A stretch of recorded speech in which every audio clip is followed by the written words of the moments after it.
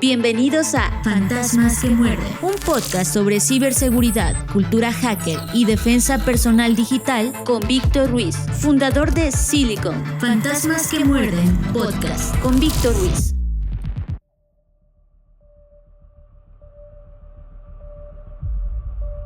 Bienvenidos a Fantasmas que Muerden, podcast de ciberseguridad, cultura hacker y defensa personal digital. A nombre de Víctor Ruiz, fundador de Silicon, les damos la bienvenida a este espacio de comunicación, para compartir ideas, tendencias e información con la finalidad de crear conciencia alrededor de la ciberseguridad. Nuevamente, les agradecemos mucho sus opiniones sobre nuestras actividades en Silicon. Nos da gusto poder contribuir a hacer cada vez más accesible el tema de la ciberseguridad. Ahora, vamos con la información. Estás escuchando Fantasmas que Muerden con Víctor Ruiz. Scanner, contexto actual y tendencias en ciberseguridad. Scanner, en Fantasmas que Muerden con Víctor Ruiz.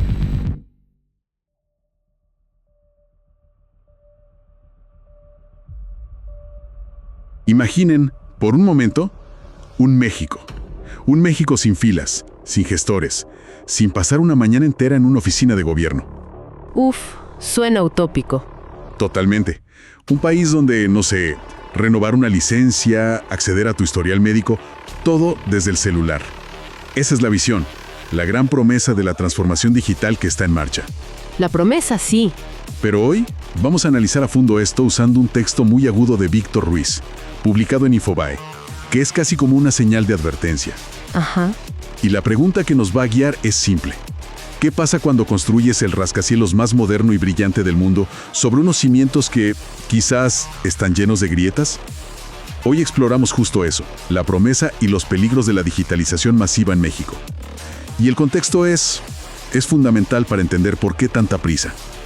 La administración actual, bajo el gobierno de Claudia Sheinbaum, ha hecho de la digitalización su bandera. No es un proyecto más, no, es el eje central de su plan de modernización.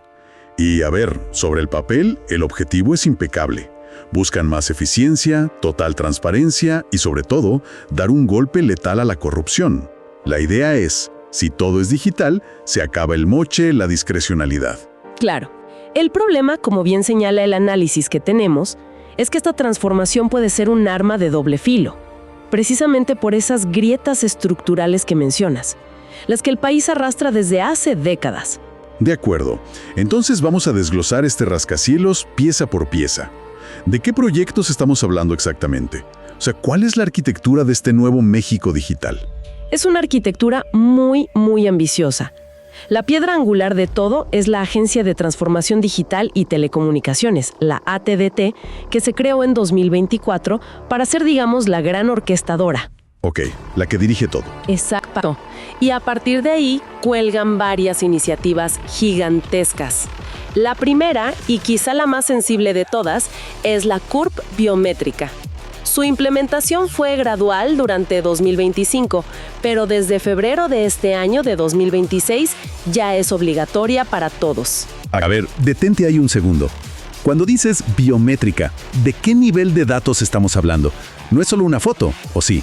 No, para nada. Estamos hablando del paquete completo. Huellas dactilares de los 10 dedos, escaneo del iris, una fotografía de alta resolución del rostro y la firma digital. ¡Wow! Es, en esencia, encapsular la identidad física, la identidad irrepetible de cada mexicano en un solo registro digital. Eso es muchísimo. Me imagino que para las organizaciones de derechos digitales, esa fue una bandera roja gigante desde el principio.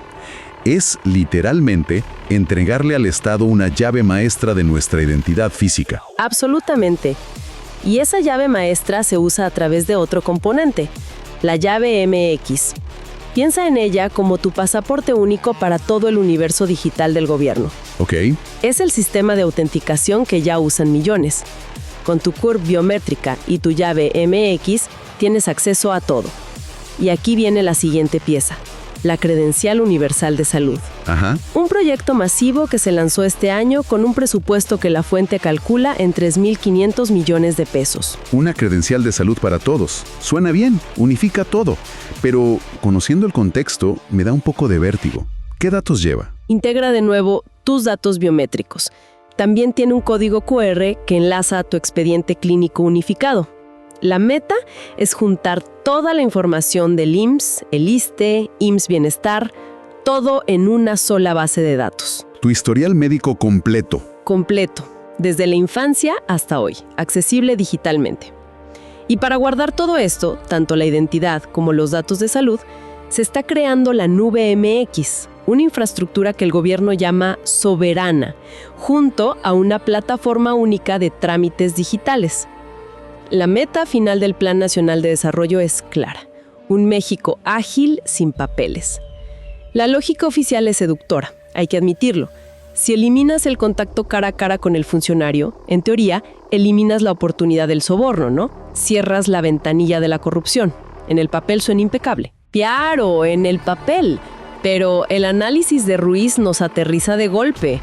Advierte que esta centralización masiva de los datos más íntimos de una persona, quién eres físicamente, cuál es tu estado de salud, crea un objetivo de un valor incalculable. Un tesoro digital. Exacto. Y si la fortaleza que construyes para proteger ese tesoro no es prácticamente inexpugnable, el riesgo para la población se dispara de forma exponencial. Y aquí es donde la cosa se pone realmente interesante, porque esta idea de un gran padrón nacional para solucionar problemas, pues no es nueva en México. Volviendo a nuestra imagen del rascacielos, este no es el primer intento, ¿verdad? Para nada. La experiencia pasada es un fantasma que persigue a todo este proyecto. Y tiene nombre y apellido: PANOUT, el Padrón Nacional de Usuarios de Telefonía Móvil. Ese mismo. Se implementó en 2021 con una lógica muy parecida. Para combatir la extorsión telefónica, obligaron a todos los usuarios a vincular su línea con sus datos personales y biométricos. Recuerdo el caos que fue eso. ¿Y qué pasó? Fue un fracaso absoluto y total. Tan grave que en 2022 la Suprema Corte tuvo que intervenir y lo declaró inconstitucional. Lo suspendió todo. ¿Por qué? Consideró que violaba de manera flagrante el derecho a la privacidad y la presunción de inocencia. Pero el desastre no terminó ahí. La pregunta del millón era: ¿qué pasó con los datos que ya habían recolectado? Exacto. Una vez que la información está ahí fuera, ya no hay vuelta atrás. Y el resultado fue el peor escenario posible: filtraciones masivas. La base de datos, o partes de ella, terminaron a la venta en el mercado negro. Increíble. Millones de personas que cumplieron con la ley quedaron expuestas a fraudes, robo de identidad y, paradójicamente, a las mismas extorsiones que el sistema debía prevenir. El remedio fue peor, mucho peor que la enfermedad. O sea, el primer intento de rascacielos no solo tú lo fallas, sino que se derrumbó y los escombros aplastaron a la gente. Lo preocupante es si aprendieron la lección. Pues el análisis sugiere que no. O no lo suficiente, porque la historia se está repitiendo casi como una farsa. A ver. En enero de este año, 2026, se reactivó un nuevo registro obligatorio de líneas móviles, vinculando cada número a la CURP. Y la falla crítica fue... ¿Inmediata? Inmediata. El artículo detalla una vulnerabilidad garrafal en el portal de Telcel, que es el operador más grande del país. ¿Qué tan grave fue? Fue un error de primaria en seguridad digital. Por varias horas, cualquiera podía llegar al portal y con solo tener un número de teléfono, obtenías el nombre completo, la CURP, el RFC y el correo electrónico del titular. No puede ser, sin contraseña, sin nada. Sin nada, como dejar la puerta de la bóveda abierta con un letrero de «Pase usted». Increíble. Exactamente. Y esto provocó lógicamente una reacción furiosa. Organizaciones como la Red en Defensa de los Derechos Digitales, la Red 3D, exigieron su suspensión inmediata. El análisis de Silicon es contundente. Estos nuevos sistemas están replicando los errores del pasado. ¿En qué sentido? Al crear bases de datos centralizadas, que son lo que en seguridad se llama un punto único de falla. Un punto único de falla. Explícanos eso en términos más sencillos. Es como si todo el país acordara guardar la única copia de las llaves de todas sus casas en una sola caja fuerte gigante. Es muy eficiente si necesitas una copia, pero si un ladrón logra abrir esa única caja... El desastre es total. Tiene acceso a todo. A todo. Eso es lo que se está construyendo. Una caja fuerte digital con las llaves de la vida de 130 millones de mexicanos. Entendido. Entonces, para que nos quede claro, Tenemos un sistema nuevo que, desde el día 1, repitió los peores miedos del sistema anterior que ya había fracasado. El problema no es teórico, es práctico y actual. Y no solo eso, el análisis también advierte de otros dos peligros. Abre la puerta a una vigilancia masiva por parte del Estado sin contrapesos. Y también puede generar exclusión. ¿Qué pasa con las comunidades indígenas, los adultos mayores, la gente en zonas rurales que no tienen el acceso para cumplir con estos trámites? Podrían quedar fuera del sistema por completo. Exacto. Claro, y todo esto no está pasando en una burbuja. El análisis de Víctor Ruiz presenta cifras sobre el contexto de ciberseguridad en México que francamente dan pánico. No es solo que los sistemas tengan fallas, es que el entorno digital es una zona de guerra. Es una zona de guerra, sí. Y el gobierno mexicano es uno de los objetivos principales. Las estadísticas que cita el artículo son para no dormir. Solo en 2025, el año pasado, México registró más de 85,000 millones de intentos de ciberataques. ¿85,000 millones? Eso no es una llovizna, es un huracán categoría 5 permanente. Exacto. Y esa cifra, por sí sola, pone a México entre los países más atacados y vulnerables de toda América Latina. Y lo peor es que no son solo intentos. Hay ataques exitosos, muy dañinos. ¿Cómo cuáles? Para dimensionar el problema. Por ejemplo, hackeos a portales del gobierno de la Ciudad de México. También se documentaron filtraciones masivas de información del SAT y del IMSS. Espera, cuando dices filtración del SAT, ¿qué significa eso para una persona de a pie? ¿Que un criminal puede saber cuánto gano, dónde vivo? Precisamente eso. Tu declaración de impuestos, tu RFC, tu domicilio fiscal, todo. Y con la del IMSS, tu número de seguridad social. Datos que valen oro para el robo de identidad. Y no fue robo de datos. El caso de la Fiscalía de Guanajuato es brutal. Un ataque de ransomware donde los criminales secuestraron y robaron 250 gigabytes de información sensible. Expedientes, investigaciones, datos de testigos. Un desastre. Y con este panorama, ¿qué se espera para el futuro? El pronóstico que cita la fuente es todavía más alarmante. Se espera un posible incremento de hasta un 260% en los ataques dirigidos específicamente contra los sistemas del gobierno. Un aumento del 260%. No es que estén subiendo un poco, es que se están multiplicando. ¿De dónde sale una cifra así? Sale de análisis de tendencias. A medida que el gobierno digitaliza más servicios, se convierte en un objetivo más atractivo. Y la conclusión de la unidad de investigación de Silicon citada en el texto es lapidaria. El sector público mexicano no solo es de los más atacados, sino que encabeza los índices globales de ciberataques exitosos. O sea, no solo lo intentan, lo logran. El tema es tremendo. Justo en el momento en que se está construyendo la base de datos más grande y sensible de la historia del país, resulta que México es uno de los lugares más vulnerables del mundo digital. Es como construir un nuevo Fort Knox en medio de un campo de batalla. Esa es la paradoja central. Se está construyendo un tesoro digital de valor incalculable en un territorio bajo asedio cibernético constante y con defensas que han demostrado ser porosas una y otra vez. Y aquí es donde el análisis se pone más denso, porque sugiere que el problema no son solo los hackers. Toca las grietas estructurales del país, esos problemas que la tecnología no puede arreglar por sí sola. Exacto. Y esto es lo fascinante del argumento de Ruiz, cómo la debilidad tecnológica está íntimamente entrelazada con la debilidad institucional. El texto expone dos problemas de fondo. El primero es la corrupción estructural. A ver, pero la promesa es que la digitalización combate la corrupción. ¿Me estás diciendo que la propia corrupción puede hacer que el sistema falle? Suena a contradicción. Es la gran contradicción. El análisis, de forma imparcial, cita cómo fuerzas de oposición como el PAN han señalado el uso ineficiente de recursos y la persistencia de prácticas corruptas en el partido gobernante, Morena.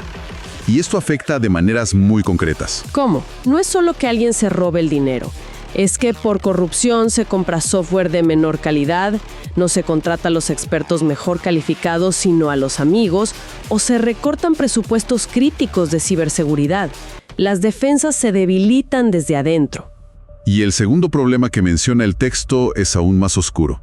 Mucho más. Es la infiltración del crimen organizado. El texto advierte sobre la eventual cooptación de instituciones por el narcotráfico. Ok, eso ya son palabras mayores. Sí, porque esto va más allá de un problema de seguridad pública. Es un problema de gobernabilidad que contamina todo. Si la policía o la fiscalía que debe investigar un ciberdelito está infiltrada o rebasada, la impunidad está garantizada. Conecta los puntos para nosotros. ¿Cómo se cruzan un sistema digital vulnerable, un funcionario corrupto y el crimen organizado? El análisis plantea un escenario de pesadilla. No es solo que un hacker en otro país pueda robar los datos, es que el propio sistema encargado de protegerlos podría estar comprometido desde adentro. Un funcionario con acceso a la nube MX, por ejemplo, podría ser sobornado o amenazado para que venda credenciales de acceso. O sea, ¿me estás diciendo que un empleado de gobierno podría venderle el acceso a la base de datos biométrica de todo el país a un cartel? Ese es el riesgo último que se desprende del argumento. Que la combinación de violencia, impunidad y corrupción anula la capacidad real del Estado para proteger a sus ciudadanos sin importar cuánta tecnología compre. Si las instituciones son frágiles, el edificio digital que construyen sobre ellas será igual de frágil. Y la consecuencia final es devastadora. La digitalización, presentada como la gran solución, podría terminar siendo un acelerador de los problemas, ¿no? En lugar de empoderar al ciudadano, se convierte en una herramienta de vigilancia masiva, o peor, en una exposición de datos irreversible. Ese es el riesgo central que plantea el artículo. Que el remedio, aplicado sobre un cuerpo institucional enfermo, termine siendo más tóxico que la propia enfermedad. Bien, recapitulemos. Tenemos sobre la mesa una agenda digital en México que es sumamente ambiciosa, buscando eficiencia con proyectos gigantescos como la CURP biométrica y la Credencial Universal de Salud.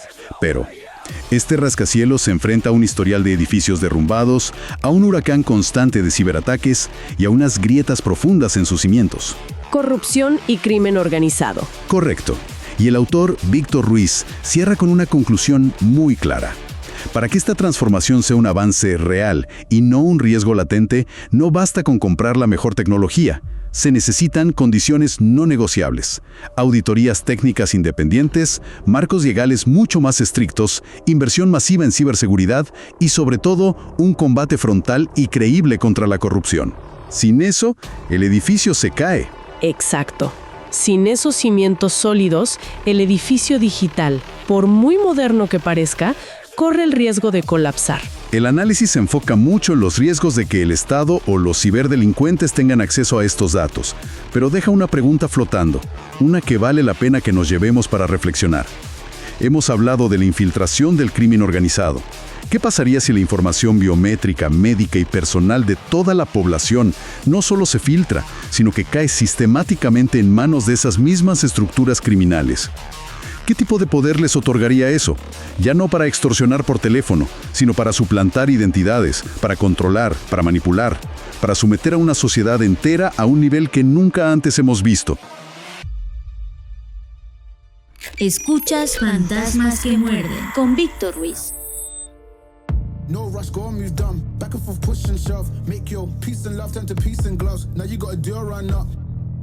No rush, go on, move dumb. Back and forth, push and shove. Make your peace and love turn to peace and now you gotta do a run up. Estamos viviendo una etapa especialmente compleja. Los ciberataques aumentan, las amenazas se diversifican y los atacantes actúan con motivaciones cada vez más variadas. Por ello, hoy más que nunca, es indispensable unir esfuerzos para enfrentar al cibercrimen y fortalecer nuestras defensas digitales. Agradecemos a todas las personas que se están sumando a este sector para marcar una diferencia. Cada día vemos una comunidad más amplia, preparada y comprometida. Con este episodio estamos concluyendo la temporada 8, pero estén atentos, porque pronto nos escucharemos en la temporada 9. Solo les pedimos que dejen una reseña o una calificación en los sistemas de podcast en donde nos escuchan. También díganos cuáles son los temas que les gustaría escuchar en este podcast, porque este es un espacio abierto para que toda la comunidad participe y genere valor. Los esperamos en la siguiente temporada de Fantasmas que Muerden. Recuerden que nos pueden encontrar en X, Facebook, LinkedIn, YouTube, Medium, Spotify, TikTok, Telegram, Discord, Instagram, Patreon, Apple Podcasts, Amazon Music, Evox y Google Podcasts como Silicon, SILIKN. Muchas gracias por escucharnos. Permanezcan ciberseguros. Esto fue Fantasmas que muerden. un podcast presentado por la startup de ciberseguridad Silicon Fantasmas que muerden. con Víctor Ruiz.